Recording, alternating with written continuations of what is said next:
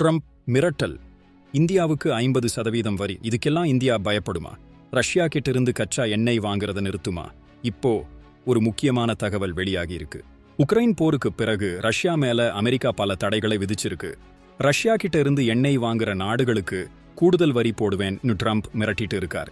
இருந்தாலும் அந்த மிரட்டலை மீறி ரஷ்யா கிட்ட இருந்து எண்ணெய் வாங்குற டாப் 10 நாடுகள் எதுன்னு இப்போ ஒரு லிஸ்ட் வந்திருக்கு.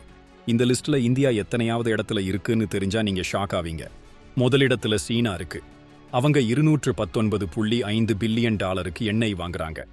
ஆனா நம்ம இந்தியா 2வது இடத்துல இருக்கு. 133.4 பில்லியன் டாலருக்கு நாம எண்ணெய், கேஸ் எல்லாம் ரஷ்யா கிட்ட இருந்து வாங்குறோம். என்னதான் ட்ரம்ப் மிரட்டினாலும் நமக்கு மலிவு விலையில எண்ணெய் கிடைக்குது. அதனால பிரதமர் மோடி இந்த வர்த்தகத்துல உறுதியா இருக்கார்.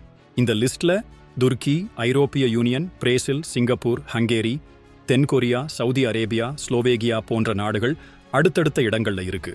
நமக்கு மலிவு விலையில எண்ணெய் கிடைச்சா பெட்ரோல், டீசல் விலை குறைய வாய்ப்பு இருக்கா? இல்ல ட்ரம்ப் சொல்ற 50% வரி உண்மையிலேயே இந்தியாவுக்கு பெரிய பாதிப்பை ஏற்படுத்துமா? உங்க கருத்து என்னன்னு கமெண்ட்ல சொல்லுங்க.